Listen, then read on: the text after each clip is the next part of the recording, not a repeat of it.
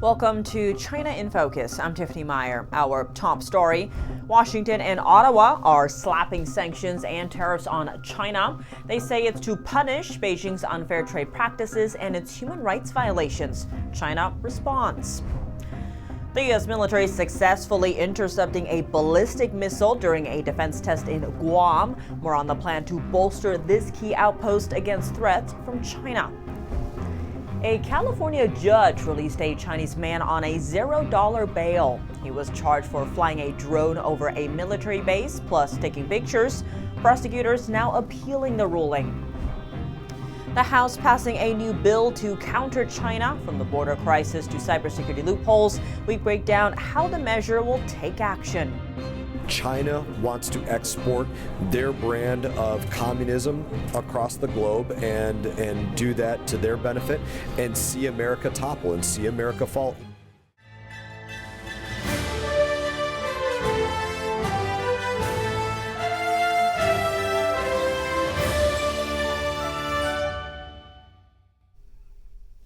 More trade measures aimed at countering China are getting introduced this week. Washington added 3 Chinese companies to its sanction list and is slapping higher tariffs on China-made solar panel parts.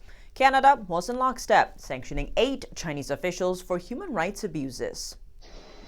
Zooming in, the Office of the U.S. Trade Representative announced a new round of tariff hikes on China Wednesday, targeting several key solar products the country produces. Tariffs on solar wafers and polysilicon will increase to 50%, while certain tungsten products will see a jump to 25% tariffs. These parts and materials are essential to the solar energy sector, and China is the global tech exporter of them all. The new trade policy will take effect January 1st. The U.S. Trade Representative Catherine Tai said the tariff hikes are designed to, quote, further blunt the harmful policies and practices by China and to enhance the security of U.S. supply chains. Tai's office launched an investigation on China in May. It found the country has continued cyber theft and industrial espionage, and in some cases, those practices got worse. Besides tariffs, sanctions are also fueling trade tensions between China and the U.S., as well as its allies. The Commerce Department added 2 Chinese firms to its trade restriction list Tuesday, making it more difficult for them to do business with U.S. companies. The U.S. government accuses the 2 firms of aiding Beijing's human rights violations. That includes making surveillance equipment the Chinese regime uses to monitor religious groups, ethnic groups like Uyghurs, and the general population. Meanwhile, the Treasury Department sanctioned another Chinese firm over cyber attack allegations. Officials say the serious attack could have killed people. The same day, similar accusations led Canada to sanction 8 current and former senior Chinese officials. The Ottawa government accuses them of involvement in China's state-led persecution of faith group Falun Gong, plus Uyghurs and Tibetans. China's foreign ministry condemned both the U.S. and Canada for the sanctions the next day, urging them to stop interfering in the country's internal affairs. The U.S. is preparing for the worst-case scenario, a missile attack by the Chinese Communist Party on American soil, Guam.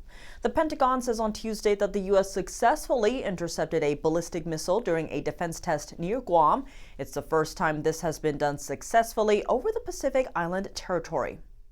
During the test, Guam's defense system launched a missile that intercepted a medium-range ballistic missile target.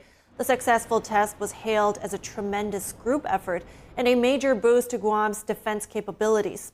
Guam is a strategic outpost for the U.S. military, lying closer to China than to Hawaii. The Missile Defense Academy plans to use data from this experiment to help further develop Guam's defense system. And the missile test is just a start. The U.S. government plans to bolster Guam's missile defense in the long run, including positioning missile defenses at 16 sites on the island. They would use the best hardware plus a new advanced radar. The question is, can a U.S. missile defense system shield Guam from the China threat? Stopping every missile in a massive attack is not realistic. But the upgrade is still meaningful and would complicate Chinese planning. That's according to a senior researcher at the Royal United Services Institute in Britain. Plus, it would also send Chinese military planners a message, making them think twice. Rear Admiral Gregory Huffman is the commander of Joint Task Force Micronesia. He said bolstering Guam's missile defense would boost the deterrence effect. U.S. missile intercepting systems have been tested in real wars. This October, Israel was able to intercept most of the ballistic missiles launched from Iran. The technology that Israel used to do it was co-developed with the United States. Still, arming Guam will present challenges. It'll be expensive, estimated to cost about $10 billion over the next decade. Also, China plans to launch missiles that can carry hypersonic glide vehicles. That type of warhead is much harder to intercept compared to traditional ballistic missiles. HGVs can fly much lower than standard missiles and maneuver before hitting a target. Russia threatening consequences for Japan if the U.S. stations missiles in the country. Moscow said recently that Russia would be forced to bolster its defenses if American medium-range missiles showed up in Japanese territory, adding that Tokyo could get an idea of what that would look like by reading Russia's updated nuclear doctrine. The doctrine expands on scenarios where Russia would consider using nuclear weapons. This comes after news reports that the U.S. reportedly plans to station missiles in southwestern Japan. U.S. resources there could be used to respond to possible emergencies, like if China were to invade Taiwan. The report cited unnamed sources. In a statement to NTD, the Pentagon said it doesn't have anything new to announce about U.S. ballistic missiles or force posture in Japan. It added that Russia's threats are not game changers and instead are desperate tactics that will fail to divide or weaken U.S. resolve.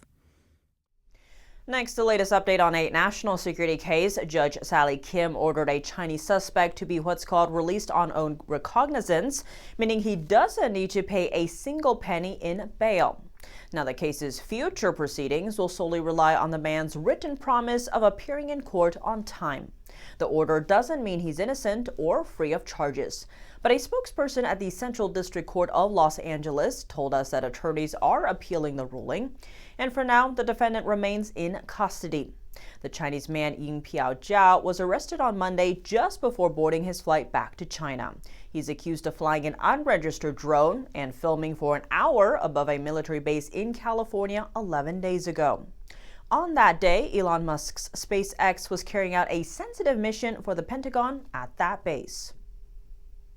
The FBI says it's investigating drone sightings above New Jersey. A leader for the agency testified before a House panel on Tuesday. Dozens of drones have been spotted across New Jersey in recent weeks, including near sensitive sites like a military research facility. Let's dive in. Sometimes I feel like I'm in the twilight zone up here. Like month after month, people come before us, they testify, and you don't get a lot of answers. And it's concerning, it's frustrating. You're telling me we don't know what the hell these drones are in New Jersey are? Is that correct? I don't have an answer of who's responsible for that, of one or more people that are responsible for those drone flights. But we're actively investigating. The White House says President Biden is aware of the situation and is working with the FBI and Homeland Security. New Jersey Governor Phil Murphy said Monday the drones do not appear to pose a threat to public safety. Turning now to bipartisan action on Capitol Hill, the House passed a bill Tuesday night aimed at countering threats from the Chinese Communist Party. The bill, titled the Shield Against CCP Act, got bipartisan support. We saw 409 Republicans and Democrats coming together to pass it. Now, what it will do is it will create a group within the Department of Homeland Security. We spoke about this yesterday, to be able to assess threats coming from the Chinese Communist Party. The group will be looking specifically at vulnerabilities such as at the southern border, as well as cybersecurity systems and more. When I spoke to lawmakers about this yesterday, one lawmaker told me that an area he hopes this group will look at is specifically the spike that we've seen of Chinese nationals crossing the southern border in recent times. Another co-sponsor of this bill, a Democrat, Tom Suozzi, he said on the House floor of this bill that One of the goals is to try to target social media because he says that the CCP actually uses our free speech against us, especially using platforms on social media to be able to try to sow chaos and division, especially within the political environment. And the goal here is to encourage fear and try to prevent Washington from being able to problem solve.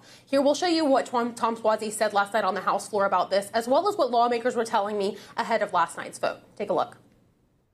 They promote the most extreme sides of our thorniest debates, whether it's Black Lives Matter versus Blue Lives Matter, or transgender versus evangelicals, or Israel versus Gaza. The Chinese Communist Party promotes the most extreme positions on both sides of the debate, not with the objective of winning a debate, but fomenting dissent in America. China wants to export their brand of communism across the globe and do that to their benefit and see America topple and see America fall in any way. I don't think a lot of people in Congress take the threat of China as seriously as they should. Your network's done a great job exposing this and covering this, and I think that it's very important that this pass and create an environment where the government knows what to look for, people in the private sector know what to look for, but China is involved in every facet of our lives, and I don't think a lot of people realize it. Now, Democrat Congressman Tom Suozzi, the first one that you heard from, said that since the goal here is for the Chinese Communist Party to try to sow division, the best way for lawmakers to respond is in strong bipartisan opposition, such as they did with last night's vote, guys. Senator Ron Wyden is announcing a new bill to secure U.S. telecom networks after a series of hacks by China. The Secure American Companies Act would compel the FCC to issue new binding rules for cybersecurity and ensure they implement existing rules. Telecom carriers would have to carry out annual systems checks to find and fix vulnerabilities. Independent auditors would also have to check for compliance. Senator Wyden said it was inevitable that foreign hackers found their way into American networks after the FCC let phone companies write their own cybersecurity rules. The federal government confirmed the hacks, dubbed Salt Typhoon, in October. They have also advised U.S. residents to switch to using encrypted messaging apps. Washington and Beijing often appear as the most heated rivals in headlines, but the two actually share a sensitive kind of relationship through what are known as sister cities. Tuesday, Congressman Moolenaar questioned Muriel Bowser, the mayor of Washington, D.C., about the district's ties with Beijing. I don't think you would have had a sister city relationship with Berlin during Nazi Germany. I think those are fair assumptions. I guess the question I would ask for you and the council to consider is, are Beijing's actions consistent with what should be our nation's capital and a sister city relationship? Congressman Moolenaar is the chair of the House Select Committee on the Chinese Communist Party. Washington and Beijing's sister city relations date back in the 80s after the U.S. switched its diplomatic ties from Taiwan's government to the Chinese Communist Party. Washington has called out Beijing numerous times for its human rights violations, unfair trade practices, misinformation campaigns, and other threats targeting the U.S. On top of that, Moolenaar pointed out that D.C. houses newspaper boxes operated by a Chinese media mouthpiece, China Daily. The outlet is an overseas branch of a Chinese propaganda arm. Do you believe that the Chinese Communist Party has First Amendment rights here in Washington, D.C., similar to what other? Well, I hate the way you phrase it, but I think the simple answer is that we as a government cannot discriminate based on content, whoever is saying whatever they're saying. Mayor Bowser agreed to review the district's ties with Beijing after the hearing. Early in May, Chairman Moolenaar and other lawmakers called for Bowser to form sister city relations with Taipei, the capital city of Taiwan. Coming up, is investing in China worth your while? A few factors boosting uncertainty, Trump's sweeping tariffs, plus China itself coming after foreign auditors. That's a dangerous business right now in China, to be out there trying to find things that you're being told, especially by a state-owned company. Taiwan calling on Beijing to stop its provocation. The island still surrounded by Chinese warships. Could the military drill be a prelude to a Chinese invasion? And as China amps up pressure on Taiwan, the U.S. Defense Chief visits Japan, reaffirming Washington's commitment to regional security. Welcome back to China in Focus. I'm Tiffany Meyer. How high risk is investing in the Chinese market now? Looming Trump tariffs, China's reeling economy, plus Beijing's clampdown on auditing firms, making the situation ever more complex. We tap John Pelson, author of Wireless Wars, for insight. John Pelson, thank you so much for joining us. Great to have you back on the show. Good to be here again, Tiffany. Now, to begin, foreign investor confidence in China seems to be at a record low, at least according to a recent survey by the American Chamber of Commerce in Shanghai, where less than half of the respondents said they were optimistic about the prospects for their businesses in China over the next 5 years. What do you see as behind that sentiment? Well, there's really three things that are going to drive investor confidence, Tiffany. First, you have the belief in the underlying market itself. How's the growth? What are the margins like? What's the opportunity? Second, you've got the question about whether the numbers supporting that analysis are reliable. So can you do an audit? Can you do due diligence and have confidence that your assessments of the markets are accurate? And the last is there recourse if things don't go as planned? So what's the court system like? What's the legal system like? And right now, I think China is 0 for 3 on those three really important categories that drive foreign investment. I want to go into the second one you mentioned because we've spoken before about Beijing's expanded anti-espionage law, which widened a lot of rules over there, where we were seeing a lot of China-based auditing firms especially getting raided, their offices there, as well as the risks of arbitrary detention inside China. How do you see that factor fitting into this? Yeah, this is a real problem right now for China. Investors need to carry out due diligence. Any good ones, any ones that have any real money are going to do extensive due diligence. This is hard. It's getting a lot harder right now in China. The goal of your team is, among other things, you want to unmask discrepancies. You want to show things that aren't perhaps as they seem. And that's a dangerous business right now in China, to be out there trying to find things that you're being told, especially by a state-owned company, and say, this isn't true, this isn't what's really going on. Even if you're brave enough to hang in there and say, we're going to get to the bottom of this analysis and figure out what's really going on with this company's financials, the government has been so hard on the auditors. As you mentioned, they've been fining them, they're even shutting them down, raiding their offices. And what you're also seeing now is the CCP is encouraging Chinese companies to abandon the reliable Western auditors like PwC and Deloitte and use local firms to do the due diligence for the Western investors. That is not a plus for somebody. We are about to have a second Trump administration. There's already talks of even more tariffs on Chinese goods. There's also the Chinese market itself and the economy there that has been struggling these past years. How do you see those factors fitting into the calculus that these executives are making? Economically, no one does well in a trade war.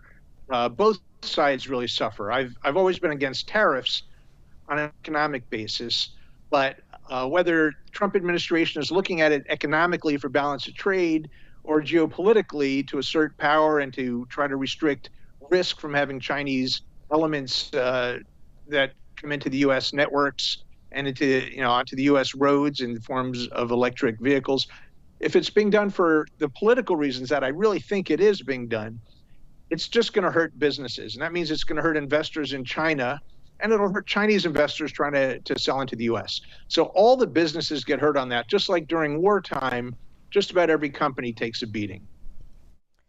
John Pelson, thank you so much for your time. Thanks, Tiffany. Taiwan demanding that Beijing end a military drill near the island Wednesday. It called the ongoing Chinese military activity a blatant disruption of the status quo and the security and stability in the Indo-Pacific region. Here's more.